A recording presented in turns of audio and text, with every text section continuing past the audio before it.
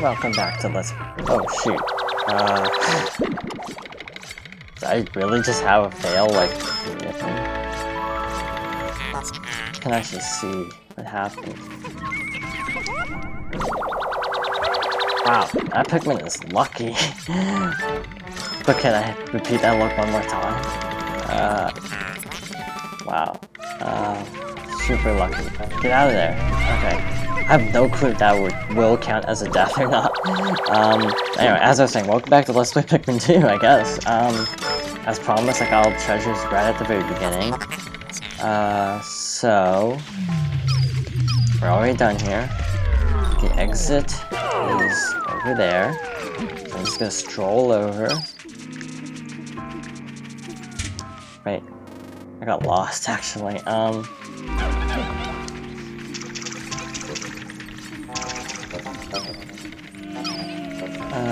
But anyway, yeah, that Pikmin was like, the cutscene was cutting in, and it was like keeping it like from getting electrocuted. Again, that could trigger the Pikmin glitch from what I understand, where it can actually die and yet the counter won't go down. It'll be counted as a Pikmin dying, but the counter will still say 100 out of 100, instead of 99 out of 99.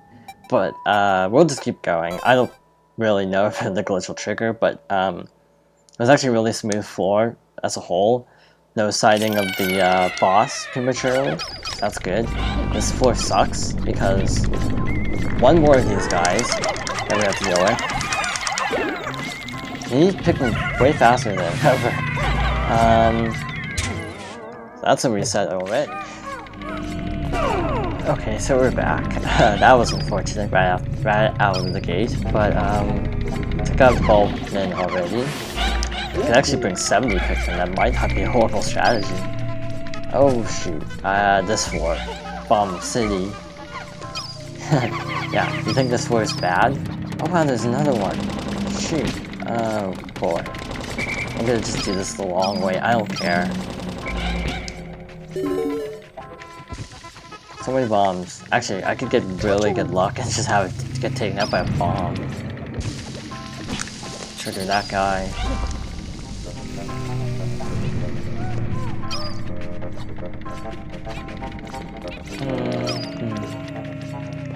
Oh yeah, what was I saying before? But yeah, this floor is super difficult if you don't have the item from the subterranean complex, because it's not exactly bright here, but it's even darker normally. And there's a bomb guy that's just going out all the stops for us.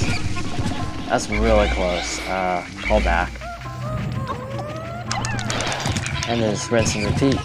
And it should be down. Oh, almost to 0 sprays. That's really sad. More of this guy. There should be an iridescent glint beetle, which is the worst treasure to find because it's, you know, completely random. And yeah, random is not good in the floor where you're essentially timed constantly. Get that guy to do my job for me. Wish I could take out the bulb pin, but oh. I'm actually gonna try to test my luck here. See if I can get one to chop right on it. Yeah, those are 2 of the treasures. Oh, lucky here. Yeah, these guys are not as tough as the adult bulb, but they do seem to be pretty strong. Well, not compared to bombs, but I don't know where the last treasure is, and that's worrying me a little. Wow, just bomb on top of bomb. Hope I don't have to worry about this guy. Nice to not have to.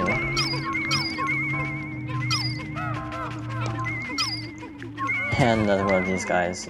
Oh, trying to corner me that time. Almost gonna get a bomb to the face.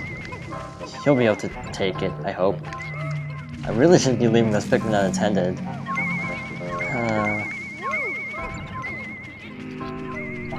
They could already be dead.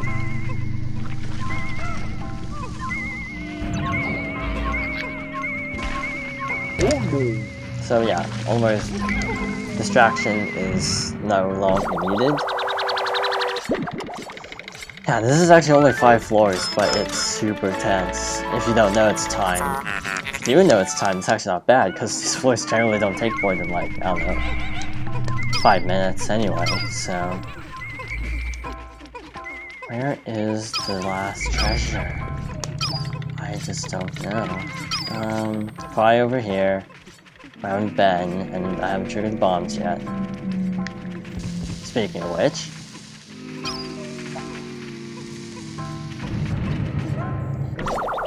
A really badly timed cutscene.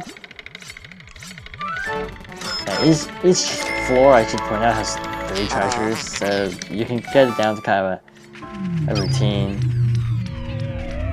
Wait, or does it?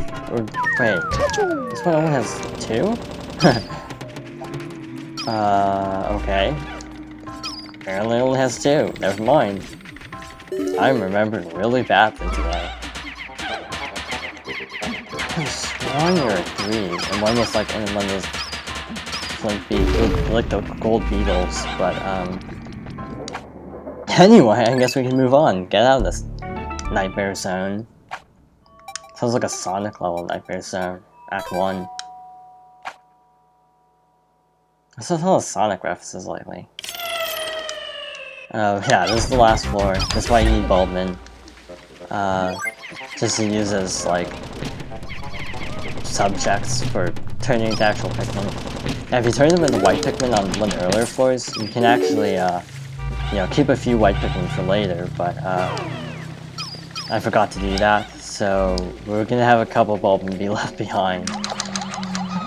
Speaking of which, what do Pikmin actually eat? Because they've never actually shown eating anything. And this floor is, like, super bright. It's weird actually doing it in this order because of how bright this floor is. Wish I had the power up from this very boss, but I don't, so I'm just gonna have to do this. Part of me wants to leave a few Pikmin in the ground just to demonstrate, but I need all the help I can get here. Last purple Pikmin raised in the entire game. I'm not even kidding, because we don't need it anymore. You only need 100 for that one treasure. You almost never need 100.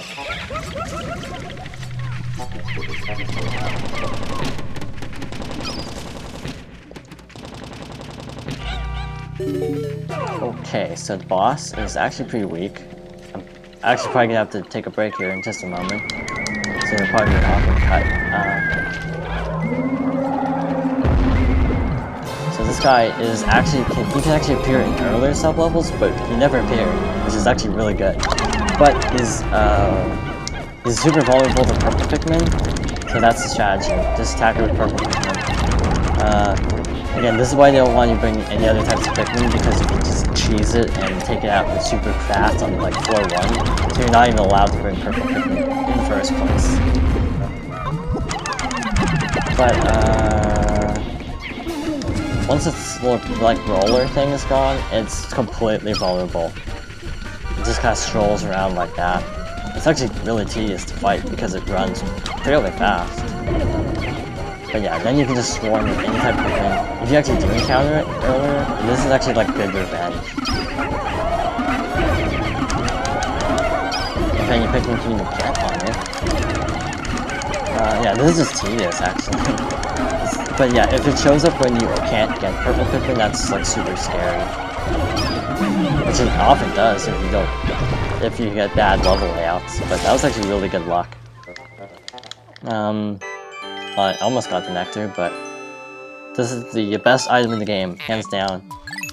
Too bad you don't get to keep it for Pikmin 3. So we're just gonna flower up these Pikmin. And then carry this back. Sorry, Bulbman, you're gonna get left behind.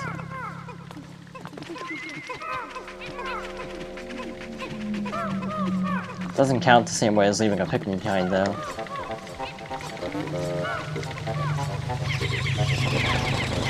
God, this wall is super weak for some reason.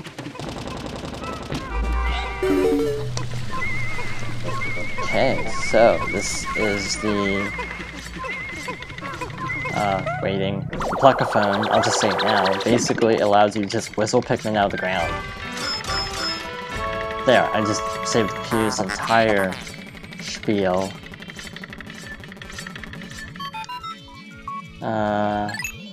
More eye-catching. Let's see. So yeah, it basically will instantly get Pikmin out of the ground, but that was kind of not that horrible. That was actually a really good run of the Submerged Castle, other than like 2 resets, I think. Anyway, we're leaving. Okay, that didn't count as one. Oh, I missed one treasure. So I guess we're actually coming back here. I honestly don't. Okay, maybe it glitched. I don't know. But yeah, I thought there was a third one, but I guess I was right too.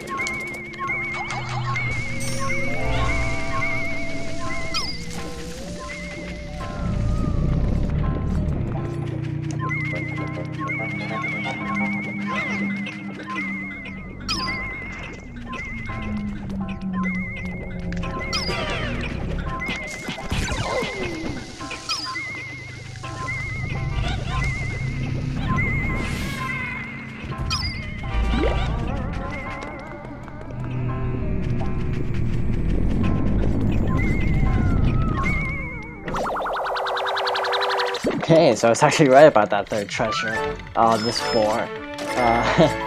I have no clue what happened, but it happened multiple times, I discovered. I had to reload this floor several times to actually get the treasure to actually spawn, and I don't know why that is the case.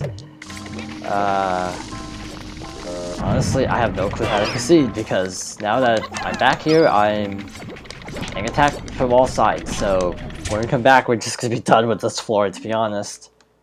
Okay,